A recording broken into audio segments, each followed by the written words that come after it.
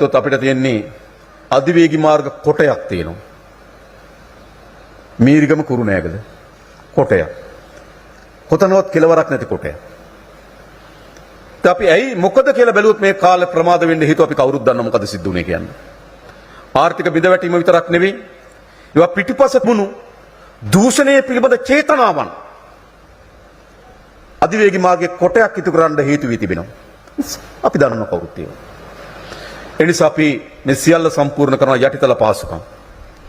ඒ වගේම ජලය එළියේ කුඩා දේශපාලන කැළඹිලි තියෙනවා බලන්නේවත් නැහැ. වීදි සංචාරය යන නායකයෝ ඉන්නවා. ඒක කමක් නැහැ.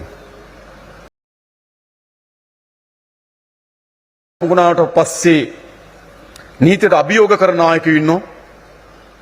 කාටවත් නීතියට අභියෝග කරන්න බෑ. අපි හැමදේනම නීතියට යටත් කරනවා. පාර්ලිමේන්තුවේ නීතිය සම්මත වුණාට පස්සේ ඒ නීතියට සමච්චල් කරන නායකයෝ ඉන්නවා. නෑ හැමදේනම මේ නීතියට යටත් බව මතක තබා ගන්න. මේ පාර්ලිමේන්තුවේ මේ සම්මත කරන නීතීන් අපේ රටේ පැරණි ගතානුගතික දේශපාලන අධිකාරීන් පුම්බා අත්තරලද චරිත වෙත ලබා දී තිබෙන වරප්‍රසාදයන් කිසිසේත්ම අපේ ජනතාව කිසිදු මුදලක් එවැනි වැයබරකට නොදරිය යුතුයි. කිසිදු මුදලක් අපි සියල්ල පිරිසුදු කරනවා. අපිට අවශ්‍යයි දියුණු දේශපාලකයෙක්, දියුණු පුරවැසියෙක්. අපිට කිසිසේත්ම අවශ්‍ය නැහැ වන්දනාමාන කරන පුරවැසියෙක්. අවශ්‍ය නැහැ. අපිට අවශ්‍යකම තියෙන තම තමන් වගකීම. ජනාධිපතිවරයා හැටියට මට මගේ වගකීම. මාර්ග සංවර්ධන අධිකාරී සභාපතිවරයා හැටියට ඔහුගේ වගකීම. සාමාන්‍ය අධිකාරීවරයා හැටියට ඔහුගේ වගකීම.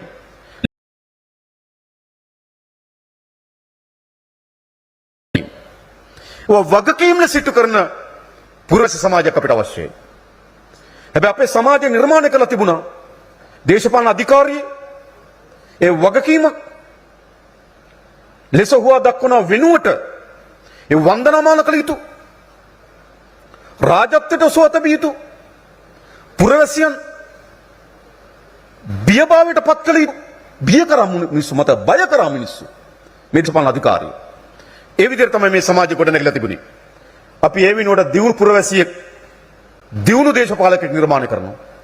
ලෝකේ දියුණු වෙච්ච හැම රටකම දේශපාලන අධිකාරියේ දියුණුව වගේම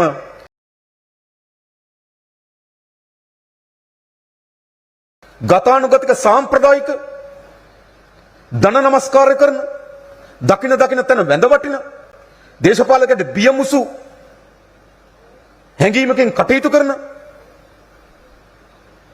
පුරවැසියෙන් රටක් ඉස්සරහට යන්න බෑ. රටක් ඉස්සරහට යන්න පුළුවන්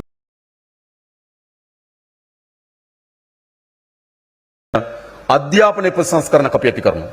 ඕන හොඳ වුණු පුරවැසියෙක් හැම කෙනාම තමන්ගේ අභිමුඛව ප්‍රශ්න කරන්න පුළුවන් වෙන්න ඕන. රාජ්‍ය නිලධාරියට තමන්ගේ දේශපාලන අධිකාරිය විසින් ගනු ලබන වැරදි තීන්දුවක් තිබෙනවා නම් ඒ ප්‍රශ්නල යුතුයි. එම සංස්කෘතියක් අපේ රට අවශ්‍යයි. අපේ රටේ තිබුණු කුමන සංස්කෘතියද? දේශපාලන අධිකාරියට යටත් වුණු රාජ්‍ය සේවයක්. ජනාධිපතිවරයාගේ සාකච්ඡාවේදී කිසි නිලධාරියෙක් කට අරින්නේ නැහැ. අමාත්‍යවරයාගේ සාකච්ඡාවේදී කිසි නිලධාරියෙක් කට අරින්නේ නැහැ. මේම අපේ රාජ්‍ය සේවය තිබුණේ. අපි දන්නවා ඒ ශාස්ත්‍රවල අය ඒ ශාස්ත්‍රවල එක්ස්පර්ට්ලා මුදල් අමාත්‍යාංශ නිලධාරී ඒ ආර්ථික බඳව අධ්‍යයනය කරපු අධ්‍යක්ීම් ගත්තු හැදෑරීම් කරපු ඒ පිළිබඳ නිරතතාවයක් තියෙන අය මාර්ග සංවර්ධන අධිකාරියේ නිලධාරී